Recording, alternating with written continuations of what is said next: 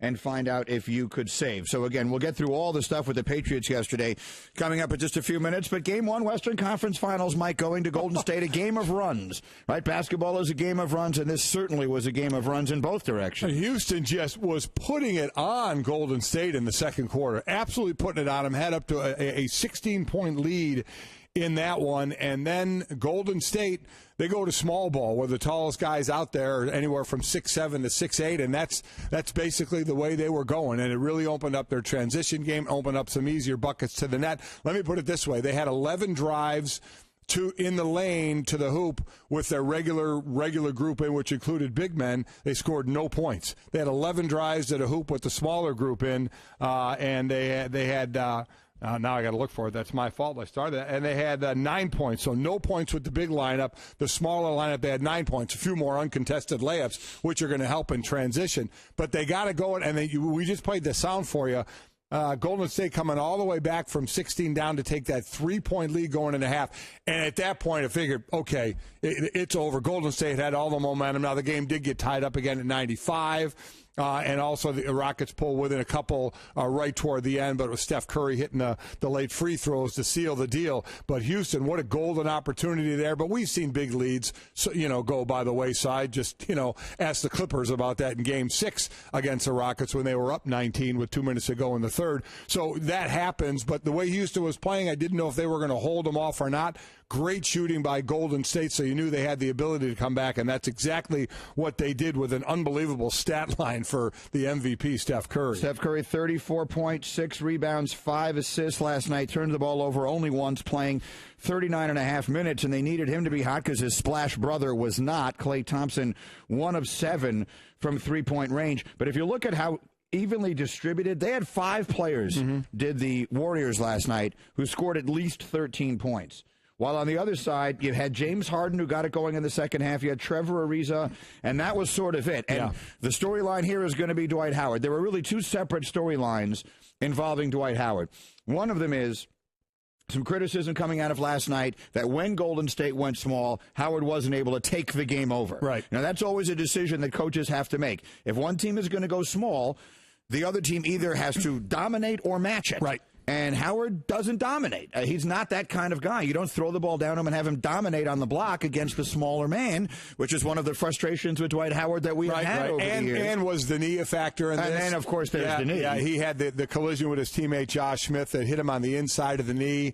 He left for a bit. He came back, tried to play more, ended up only playing 26 minutes in the game, 7 points, 13 rebounds. So how much was that a factor in it as well? But your point is definitely well taken. And that leads to the second point, which is I believe he's having an MRI today. Yeah. And that obviously becomes a huge factor in the series. It was, and I saw it, and I don't expect anything to show up in the MRI. Not that I'm a doctor, I just play one on the show here. But it did. It looked like a collision, not a twist or a torque or a sprain or any of the things you like to say when you go through those kind of things. He tweaked it. Yeah, exactly. This was a collision. Could have sprained it. No, I don't think he did. Any chance he strained it? Don't think so. Okay. This was a collision, so I think he bruised it. Just what he said. So it's a painful thing, and he said it was painful last night, and he said he couldn't do the things that he wanted to do, but Harden certainly did.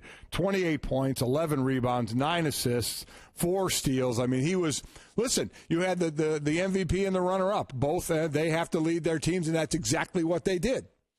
But I was trying to find, as I went through the stat sheet this morning, because, you watch the game. Sometimes you watch the game with a legal pad. Sometimes I just watch. Last night I just watched.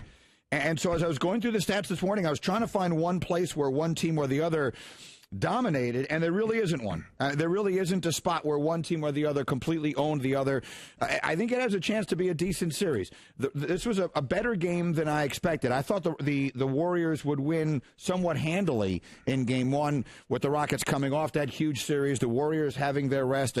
The team that shoots jump shots doesn't strike me as a team that's going to suffer from rust as much as others, because that's the one thing you can practice, doing as much as you want anytime you want. I thought the Rockets, the fact that they jumped out in front the way they did, the fact they hung in the way they did, I think they'll get better as the series goes on. So I picked the Warriors in 5. Last night, if you're just looking for a good series, I consider last night to be a fairly optimistic view. I agree, because as I watched the game and saw Golden State come back like they did right before halftime to take the lead, I thought they were going to take over over the game, given that Dwight Howard was nicked up as well and couldn't be what all that he could be.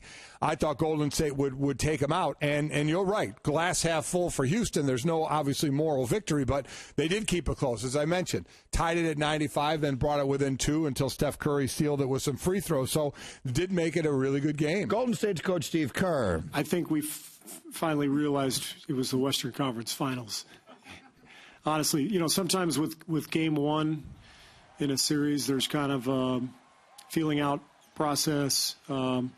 Houston was not in that process, and we were. They were coming off game 7 on a high.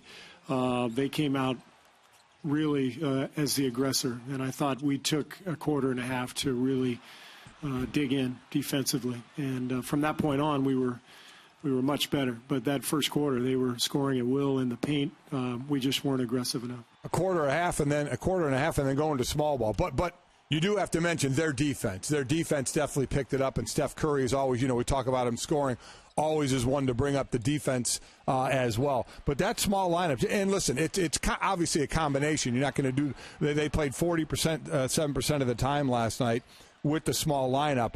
And the difference, big lineup point differential was -8, small lineup +12, field goal percentage with the big lineup 40% shooting, where the small lineup was right about 55%, and 3 less turnovers with the smaller lineup. They just got it going. They just started running, and Houston didn't really have an answer for that. Bogut played only 16 minutes. Sean Livingston was terrific off the bench for Golden State with 18 points shooting, 6 of 8 from the floor. As far as Dwight Howard is concerned, that's going to be one of the big question marks here. Again, is he hurt? Golick doesn't think it's serious. I don't think it's serious. That's good news. And Michael Wilbon, sitting there on the floor last night, says the Houston Rockets are going to need more from him if they're going to have a chance. Well, I wasn't sure, and I don't know that we still are, whether it was the third foul, which was clearly a factor, or this knee injury. What are we going to see from Dwight Howard now? Because James Harden had an unbelievable game, really, with 28 and 11, missed a triple-double by that 1 assist. Dwight Howard wasn't there. He just wasn't there at all, and you're going to have a tag team. Klay Thompson's not going anywhere in this series. He's going to be there with Steph Curry, or so we believe. But Dwight Howard had no game. Again, don't know how bad the knee is, but they are going to have to figure out what they can get out of him, before game 2. And to your point, when Golden State does go small, he does need to dominate the paint. He needs to take that game over to make Golden State adjust back to them. And that certainly didn't happen last night, whether you want to say it's the fouls, the knee, or that just he wasn't able to get it done. Been impressed with Trevor Ariza for sure. He's been, if Howard wasn't that other guy, it's Ariza that's trying to be 7 of 10 from the field, 4 or 5 from three-point land for his 20 points. So he's been a nice, a side mate for Harden, but they absolutely need Dwight Howard to get it going in the paint. And I just got a little smile on my face as I was looking over the stats this morning that at some point last night the Rockets must have looked over at Golden State and said, boy, there's a lot of them, aren't there? After a series in which they played 6 Clippers, all of a sudden last night they played a team that got 34 points off their bench. So a different circumstance in that regard. Warriors take game 1. Game 1 in the East will be tonight. The Cavaliers and the Hawks in Atlanta. So NBA Final Four is very much underway. Meanwhile, the draft lottery last night, I saw a statistic yesterday during the day leading up to it. Our Stats and Information group tweeted it. That absolutely floored me. Me too. Absolutely stunned me. And it should make the teams that didn't get the number 1 pick last night feel at least a little bit better about themselves. You'll hear it in exactly 1 minute on Mike and Mike after a word from Scott.